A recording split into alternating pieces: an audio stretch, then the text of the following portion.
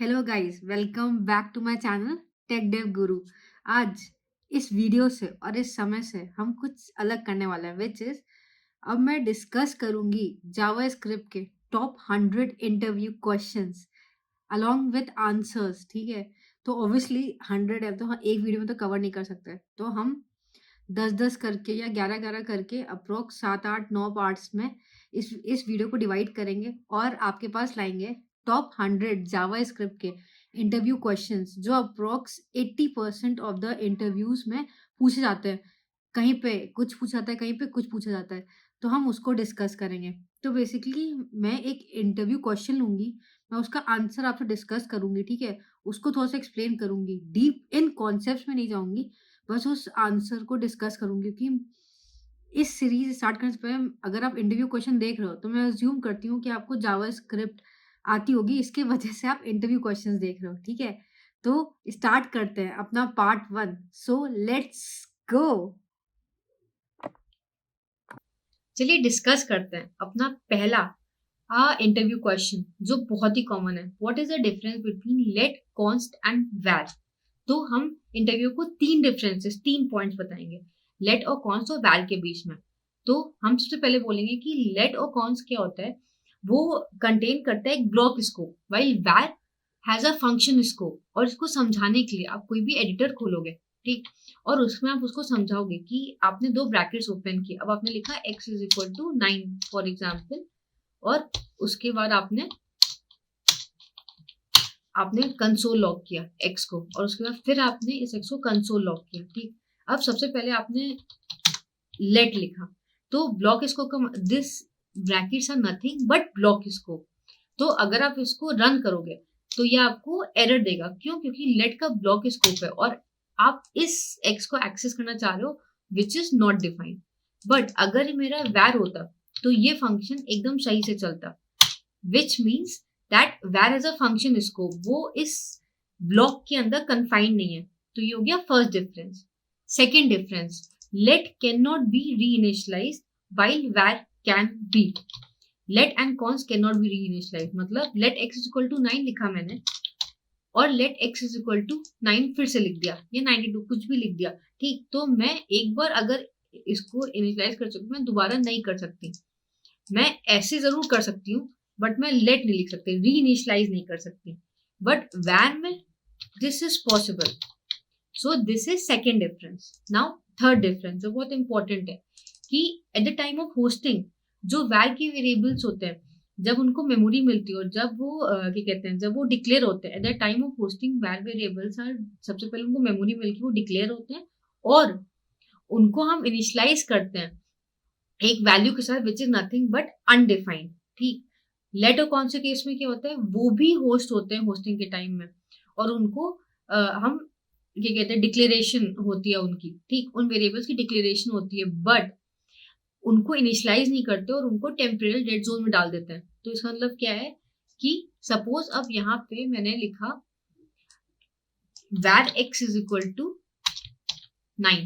ठीक, सबसे पहले हमने वैर डिस्कस किया, अब मैंने यहाँ पे क्लियर किया और मैंने इसको नोट किया, तो ये मेरे को x अनडिफाइंड देगा। क्यों? क्योंकि मैं बिना इनिशियलाइज किए मैं उसको सबसे पहले यहाँ पे x को प्रिंट करा रही हूँ। तो होस्टिंग के टाइम पे x डिक्लेयर हुआ, उसको एक वैल्यू मिल गई विच इज अनडिफाइंड, इसकी वजह से यहाँ पे अनडिफाइंड आ रहा है। ठीक, अब अगर मैं यहाँ पे लेट लिखूं तो आप देखना एक एरर देगा, बट नॉट डिफाइंड की एरर नहीं देगा। cannot access x before initialization, this means कि लेट और कॉन्स भी होस्ट होते हैं, और बट जब वो होस्टिंग होती है उनकी, तो हम उनको क्या करते हैं, हम वो डिक्लेयर हो गए बट हम उनको इनिशियलाइज नहीं करते किसी अनडिफाइंड या किसी वैल्यू के साथ। They go to temporal dead zone.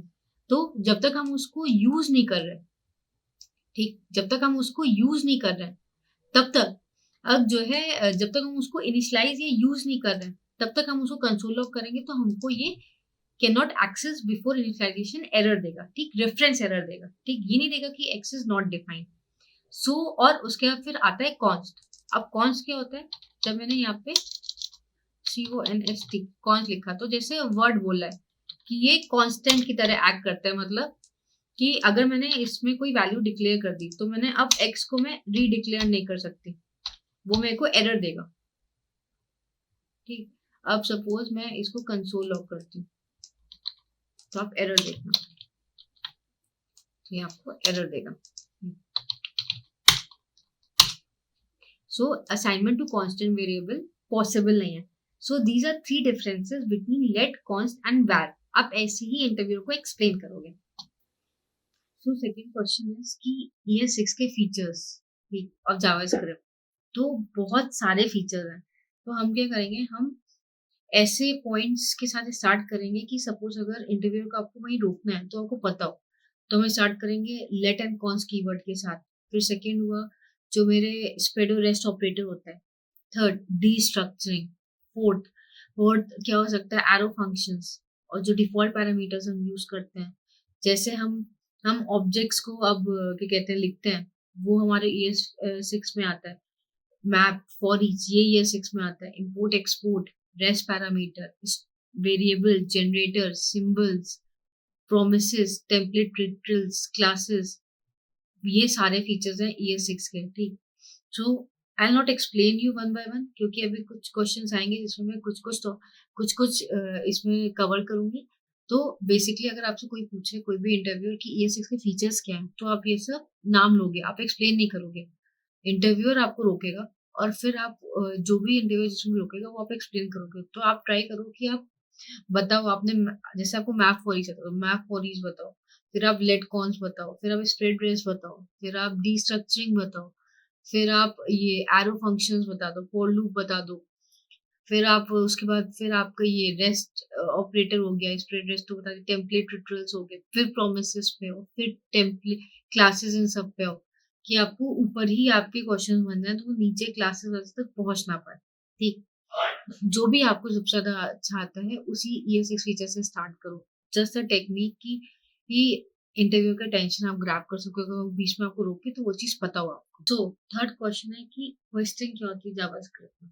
तो आप पहले समझो कि जावास्क्रिप्ट में क्या होता है, बिल्ट इन बिहेवियर होता है जावास्क्रिप्ट का, जिसमें कि जो भी डिक्लेरेशंस होते हैं किसी भी फंक्शन के या क्लास के या वेरिएबल्स के, ठीक है, वो at the top of the scope चले जाते हैं और पहले ही डिक्लेयर हो जाते हैं बिफोर कोड स्टार्ट्स एग्जीक्यूटिंग।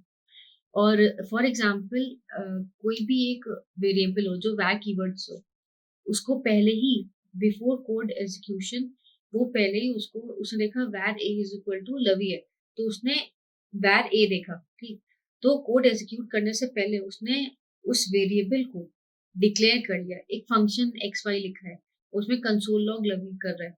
अब उस फंक्शन को भी उसने कोड एग्जीक्यूट होने से पहले ही टॉप में उसका डिक्लेरेशन कर लिया, फंक्शन का, वेरिएबल्स का, क्लासेस का। ठीक है, और उसके बाद हमारा कोड एग्जीक्यूट होता है। So this is nothing but hosting.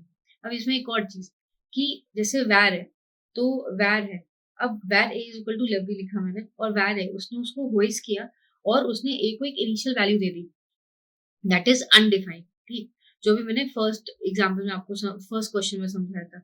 अब लेट कॉन्स्ट है, तो उसने भी उसको भी होस्ट किया, उसको एक declaration the top of the scope में बिफोर कोड एग्जीक्यूट होने से पहले, और उसके बाद फिर बट उसको कोई वैल्यू इनिशियलाइज नहीं की, उसको टेम्परेरी डेड जोन में डाल दिया। ठीक है, तो this is nothing but hosting, जहां पे क्या होता है, अगेन रिपीट, होस्टिंग की में क्या होता है कि सबसे पहले ही एक बिल्ट इन बिहेवियर जावास्क्रिप्ट का, जहां पे कोड एग्जीक्यूट करने से पहले जो डिक्लेरेशन होते हैं मेरे फंक्शंस के, क्लासेस के या वेरिएबल्स के, वो टॉप ऑफ द स्कोप में ऑलरेडी डिक्लेयर हो जाते हैं, एक मेमोरी आपको लोकेट हो जाती है और उसके बाद मेरा कोड एग्जीक्यूट होता है। ठीक है, so this is nothing but question.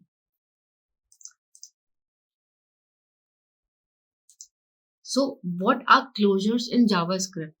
तो क्लोजर्स क्या होते हैं, बेसिकली क्लोजर्स वो फंक्शंस होते हैं, ठीक है, इन जावास्क्रिप्ट, जो एक्सेस कर सकते हैं किस चीज को, वेरिएबल्स को अपने आउटर फंक्शन के, और नॉर्मली भी, और अगर मेरा आउटर फंक्शन ने अपना एग्जीक्यूशन कंप्लीट कर दिया, फिनिश कर दिया, उसके बाद भी वो उनके वेरिएबल्स को एक्सेस कर सकता है। अब क्लोजर वाले फंक्शंस ऐसा क्यों कर पाते हैं, क्योंकि जो फंक्शंस, जो क्लोजर्स होते हैं, ठीक है, जो क्लोजर वाले फंक्शंस होते हैं, वो रिमेम्बर करते हैं, ठीक है, क्या लेक्सिकल इन्वायरमेंट को रिमेम्बर करते हैं जिसमें वो क्रिएट हुए हैं। तो लेक्सिकल इन्वायरमेंट जिसमें वो क्रिएट हुए हैं, ठीक। अभी आपने ये बताया, फिर आप एग्जाम्पल दोगे, आप दोगे फंक्शन एक्स वाई, सपोज मेरा एक फंक्शन है, ठीक, ये मेरा आउटर फंक्शन है। अब इसमें मैंने let a is equal to 7 कर दिया। अब उसके बाद मैंने एक इनर फंक्शन लिया, ठीक, ए, और उसमें मैं क्या करा रही हूँ, कंसोल लॉग करा रही हूँ ए को, जो आउटर फंक्शन का वेरिएबल है, और फिर मैंने इस ए को कॉल कर दिया अपने इस आउटर फंक्शन में, और एक्स वाई को यहाँ कॉल किया। अब अगर मैं इसका ये देखूँ आउटपुट, देखा आपने 77 आया, मतलब इनर फंक्शन के पास इस आउटर फंक्शन के वेरिएबल का एक्सेस है। तो this is only but closure. ये इनर फंक्शन क्या करता है, क्लोजर फॉर्म करता है, किसके साथ, अपने आउटर फंक्शन के साथ, जिस फंक्शन ने उसको क्रिएट किया है। तो वो क्या करेगा, एक लेक्सिकल इन्वायरमेंट बना लेगा, जिसके कारण इसके पास एक्सेस है इस ए वेरिएबल का। और सिर्फ अभी ही नहीं, इसके पास एक्सेस है अगर मैं आउटर फंक्शन को जो का एग्जीक्यूशन खत्म भी कर दूं। जैसे अब मैंने यहाँ पे वो करने की बजाय मैंने इसको रिटर्न किया, ठीक। अब एक्स वाई को मैंने रन किया, अब मेरे पास क्या है, ये फंक्शन है, ठीक। अब मैंने एक्स ए को रन किया, क्लियर करती हूँ और रन करती हूँ, तो देखिए सेम आउटपुट देगा, ये देखा 77। तो इवन इफ मेरा आउटर फंक्शन का एग्जीक्यूशन खत्म हो जाता है, तो भी जो फंक्शन ने क्लोजर फॉर्म किया है, ये क्लोजर, ये जो क्लोजर है मेरा, तो इसके पास एक्सेस होता है अपने आउटर फंक्शन के वेरिएबल्स का। क्यों, क्योंकि उसने एक लेक्सिकल इन्वायरमेंट बना लिया है उस फंक्शन के साथ, उस आउटर फंक्शन के साथ जिसने उसको क्रिएट किया है। So this is nothing but closures. अगर आप ऐसे समझाओगे इंटरव्यू तो उसको पूरा समझ में आ जाएगा, ठीक। सो अब कुछ चार हमने थ्योरेटिकल क्वेश्चंस किए, अब हम एक लॉजिकल क्वेश्चन करते हैं, ठीक है।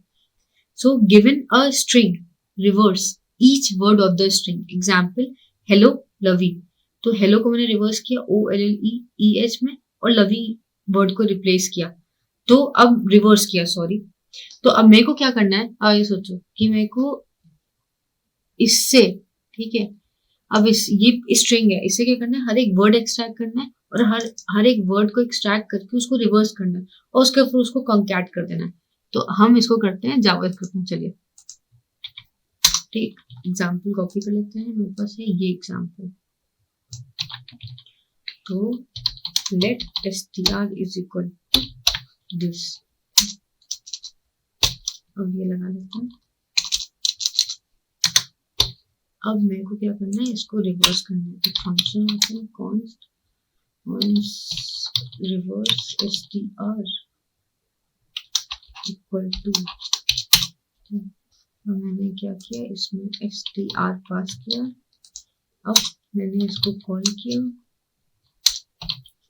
रिवर्स str और str, मैंने इसको कंसोल डॉट लॉग करा लिया।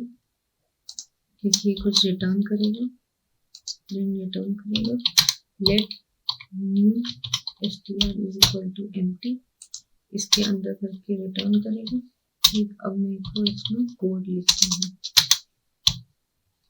अभी मेरा इतना चल रहा है, इसमें चेक करना मेरे को, सब चल रहा है, सब एम्प्टी है, बढ़िया, ठीक। अब मेरे को क्या करना है, सबसे पहले इस पूरे स्ट्रिंग को स्प्लिट करना है अकॉर्डिंग टू द स्पेस, जिससे मेरे को हर एक वर्ड मिल सके। तो मैंने str डॉट स्प्लिट लगाया, ठीक, अकॉर्डिंग टू द स्पेस। तो मेरे को क्या हुआ, उस स्ट्रिंग से मेरे को हेलो मिल गया, लवी मिल गया। अब हेलो के अंदर जाना है मेरे को, हेलो हो गया, लवी, स्प्लिट में वो क्या देगा, एरे। अब उसके अंदर जाके मेरे को हेलो को एक्सट्रैक्ट करके उसको स्प्लिट करना होगा। तो मैंने इस पे मैप लगाया, ठीक, ELE। तो मेरे पास क्या आ गया, एक एलिमेंट आ गया, ठीक। अब क्या हुआ, अब मेरे पास हेलो आ गया। अब मेरे को हेलो को रिवर्स करना है, तो मेरे को हेलो को फिर स्प्लिट करना पड़ेगा। ठीक, तो मेरे पास HELLO आ गया। ठीक, अब मैं इस पर क्या करूंगी, स्प्लिट किया मैंने उसको रिवर्स जावास्क्रिप्ट का होता है, मैंने वो चला दिया। ठीक, और मैंने उसको ज्वाइन कर दिया बिना स्पेस के। ठीक, तो उसने OLLEH करेगा और उसके बाद उसको ज्वाइन कर देगा। मैंने सारे जावास्क्रिप्ट के फंक्शन एक साथ चला दिया। अब मेरे को ये एक एक कर ये एरे देगा, स्प्लिट किया उसने, ये एरे दिए, अब मेरे को उसको भी ज्वाइन करना है, तो मैंने ज्वाइन कर लिया। अभी दिखाती हूँ मैं, जैसे कॉमा से ज्वाइन किया, तो आप देखना ये दे क्या है, तो समझ जाओगे, मैं होप सो। ये देखो, मैंने कॉमा से ज्वाइन किया। अब मैं क्या करूंगी, स्पेस से करता हूँ। ओला, हो गया रिवर्स। ठीक, मैंने क्या किया, जो मेरी पूरी स्ट्रिंग है उसमें मैंने स्प्लिट लगाया स्पेस से, तो मेरे को क्या मिल जाएगा, मेरे को मिल जाएगा ऐसे, हेलो पहला वर्ड, ठीक, फिर कॉमा लवी दूसरा वर्ड। ठीक, ऐसे मिल गया मेरे को। अब इस दोनों पे मैंने मैप लगाया। ठीक, अब मैप लगाने के बाद जब मैंने मैप लगाया तो ELE डॉट स्प्लिट किया, फिर अब मैंने अंदर के वर्ड्स को भी स्प्लिट किया बिना किसी स्पेस के, तो अब मेरे को क्या आ जाएगा, HELLO।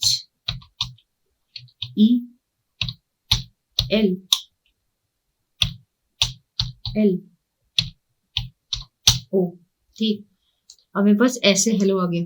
अब उसके बाद फिर रिवर्स जावास्क्रिप्ट का फंक्शन है, मैंने उसको रिवर्स किया तो ये पूरा रिवर्स हो जाएगा, और ज्वाइन के टाइम पे क्योंकि मैंने बिना किसी चीज के ज्वाइन किया, तो ऐसे करके ज्वाइन हो जाएगा ये। तो ये क्या आ जाएगा, तो ये वर्ड दे देगा उल्टा, OLLEH। ठीक, ऐसे रिटर्न करेगा और ऐसे लवली के लिए रिटर्न करेगा। तो पूरा ही मैप चल रहा है, IVAL। ठीक, तो ये दोनों रिवर्स हो गए। अब इनको मेरे को ज्वाइन करना है, ये रिवर्स हो गया, मैप ने ये स्प्लिट किया, फिर मैप ने रिवर्स करके मेरे को एरे दिया। अब मेरे को इसको ज्वाइन करना है, तो मैंने ज्वाइन कर दिया और मैंने स्ट्रिंग को भेज दिया और मेरे पास रिवर्स आ गया। ठीक है, तो ये है कैसे हम एक स्ट्रिंग को रिवर्स कर सकते हैं, एक स्ट्रिंग को उसके हर एक वर्ड को रिवर्स कर सकते हैं। ठीक,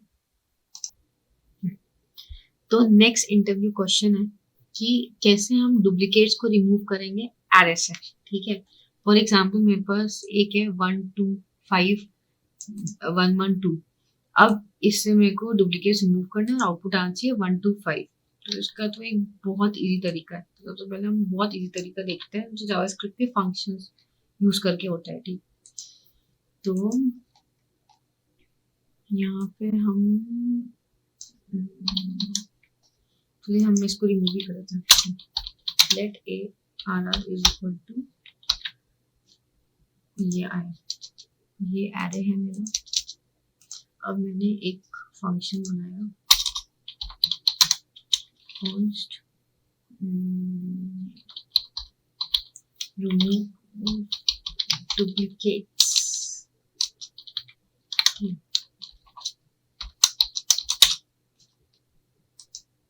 अब ARR, अब इसके अंदर मेरे को क्या करना है, वही कि एक न्यू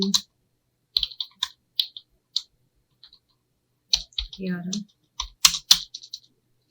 और उसके बाद फिर मेरे को इसको रिटर्न करना है, न्यू ARR को। अब मेरे को इसको कंसोल लॉग करना है, कंसोल डॉट लॉग।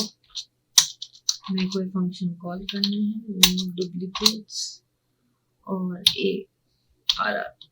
ठीक है, तो मैं इसको कैसे कर सकती हूँ, तो एक तरीका जो तुम्हें दिमाग में आ रहा है, जो सबसे इजी तरीका है कि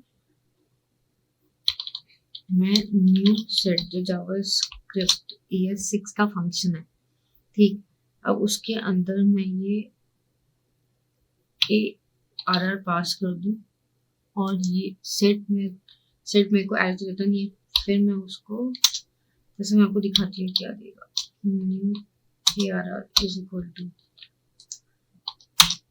इसने ऐसे दिया बट मेरे को ये तो चाहिए नहीं, मेरे को एरे चाहिए। ठीक, तो सेट को एरे में मैं डीस्ट्रक्चरिंग से कर सकती हूँ और मेरे को 1 to 5 आ गया। ये तो हो गया ES6 के फीचर्स यूज करके। अब इंटरव्यू ने कहा भाई मेरे को ये नहीं चाहिए, या सपोज कई सारे लोग हैं जिनको ये न्यू सेट नहीं पता, तो हम एक लॉजिक लगा सकते हैं। और वो लॉजिक क्या है, इंक्लूड मेथड यूज कर सकते हैं। हम क्या कर सकते हैं, हम एक रिड्यूस या सिंपल, अभी मैं फॉर ईच लगा रही हूँ। ठीक, तो मैंने एक फॉर ईच लगाई। अब मैंने चेक किया कि अगर मेरा अब मेरे पास हर एक एलिमेंट आया। ठीक, तो मैंने चेक किया इफ न्यू एरे में वो एलिमेंट नहीं है, ठीक है, डॉट इंक्लूड्स ELE, अगर ये फॉल्स है तो मैं उसमें वैल्यू डालती जाऊँ, नहीं तो ना डालूं। तो क्या होगा, 1 है, वैल्यू नहीं है, तो मैंने क्या किया, न्यू एरर डॉट पुश कर दिया। और मैंने क्या किया, न्यू एरर डॉट पुश करके ELE को। ठीक, और उसके बाद फिर 1 आया, 2 आया, 5 आया। अब फिर जब 1 आएगा तो एलिमेंट है तो होगा नहीं, तो चेक करके देखते हैं इसका आउटपुट। ठीक, सो 1 to 5। सो ये 2 तरीके हैं, एक रिड्यूस भी तरीका है जिससे हम कर सकते हैं। तो चलिए उसको भी करके देख ही लेते हैं, जब दोनों मेथड करके देख ही लिए हैं तो। ठीक, अब रिड्यूस से कैसे करना है, मैंने ARR डॉट रिड्यूस लगाया और अब रिड्यूस मेरे को क्या देता है, एक करंट वैल्यू और अक्यूमुलेटर, मतलब एक प्रीवियस वैल्यू देगा मेरे को और करंट वैल्यू देगा। ठीक, और इसमें मैं अपना एरे पास कर रही हूँ। अब मेरे को क्या करना है कि सेम चीज करनी है, अगर वो इस एलिमेंट में है तो ठीक है, अगर नहीं है तो क्या कहते हैं, ऐड करते जाओ। तो मैंने देखा कि प्रीवियस में ठीक मेरा एलिमेंट है कि नहीं, सॉरी CURR है कि नहीं, अगर है और अगर नहीं है, अगर नहीं है तो रिटर्न कर दो dot dot dot previous comma CURR, नहीं तो बस प्रीवियस एलिमेंट को रिटर्न कर दो। अब चलिए चला के देखें इसको, और इसको मैंने न्यू ARR में डाल दिया। अब इसको चला के देखते हैं, 1 to 5। So there are 3 techniques जिससे आप डुप्लीकेट्स को रिमूव कर सकते हैं। ठीक, तो ये है 3 टेक्निक्स। तो एक फर्स्ट टेक्निक, सेकेंड टेक्निक, जिससे चाहो उससे करो, बस करो। और उसके बाद फिर ये है न्यू सेट वाली थर्ड टेक्निक। ठीक, format. So this is my 5th interview question. So 7th question, what is the purpose of call, apply and bind method in JavaScript? तो आप बताओगे कि कॉल मेथड क्या होता है। बेसिकली कॉल या अप्लाई मेथड यूज होता है जावास्क्रिप्ट में to invoke a function with different objects. और कॉल और अप्लाई क्या होता है, 2 पैरामीटर्स लेता है। पहले में तो आपका ऑब्जेक्ट लिया, दूसरे में आर्गुमेंट लिया। कॉल में आप सिंपल आर्गुमेंट्स भेजते हो, अप्लाई में आप आर्गुमेंट्स एरे के फॉर्म में भेजते हो। ठीक है, तो आपने इतना समझा के आप कहोगे। अब आप एक एग्जाम्पल पे चलते हो, उससे आप समझाओगे कॉल एंड अप्लाई। ठीक, तो चलिए चलते हैं। मैंने एक ऑब्जेक्ट बनाया, obj is equal to name Chhavi Rastogi. ठीक, मेरे पास ये एक ओबीजे है। अब मैंने एक फंक्शन बनाया जो डिस्प्ले करता है नेम।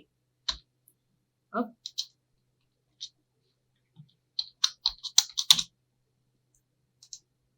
मैं क्या करूंगी, सॉरी फंक्शन में फंक्शन में एक साथ कर रही हूँ, माय बैड। ठीक, अब यहाँ पे मेरे को क्या करना है,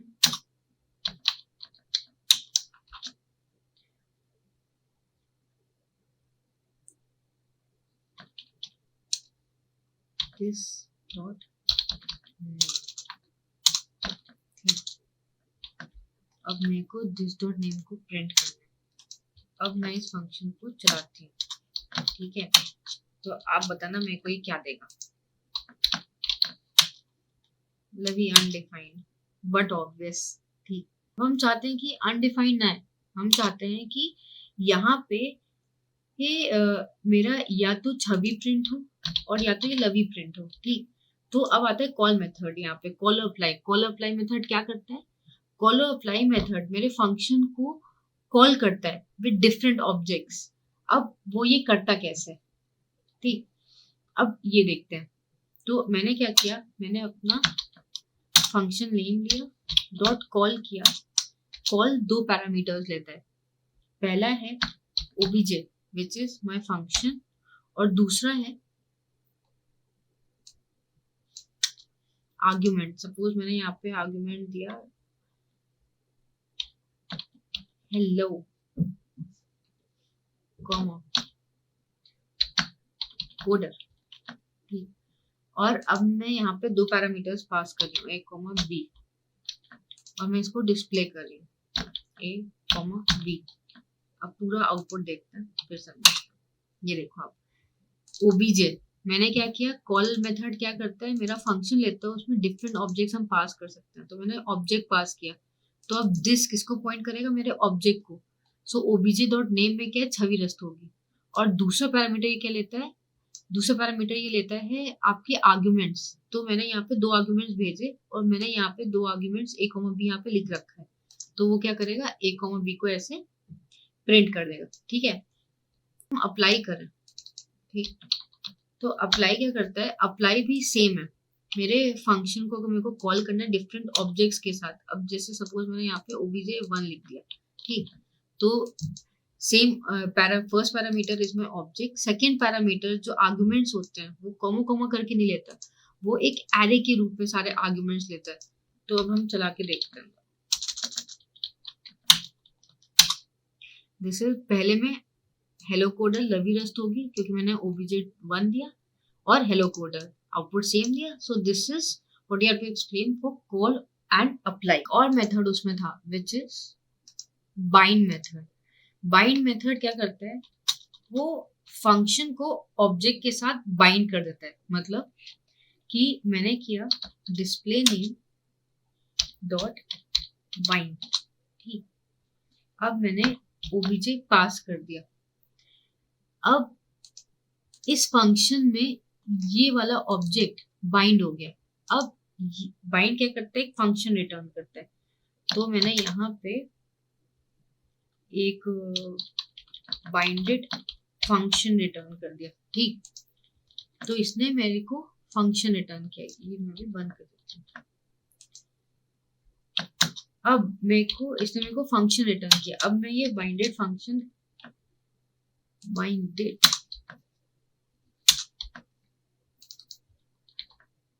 ठीक को कॉल करती हूँ और हम देखते हैं क्या आउटपुट है।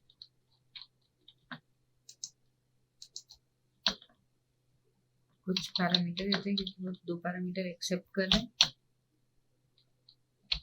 Coder, I am a coder, I love coder. ठीक, तो अब ये देखो क्या हुआ, छवि रस्ट होगी वेलकम कोडर। सो बाइंड मेथड क्या करता है, हमेशा मेरे को एक फंक्शन रिटर्न करता है ऑब्जेक्ट के साथ बाइंड करके। तो मेरे फंक्शन जो डिस्प्ले नेम था उसको मैंने डॉट बाइंड किया किसके साथ, मेरे ऑब्जेक्ट के साथ। ठीक, तो अब मेरे को जो ये फंक्शन मिला इसमें मेरा obj ऑब्जेक्ट बाइंडेड है।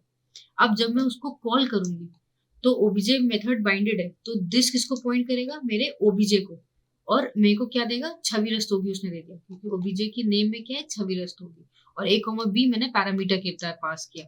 तो this is about call, apply और bind. That's it for this video.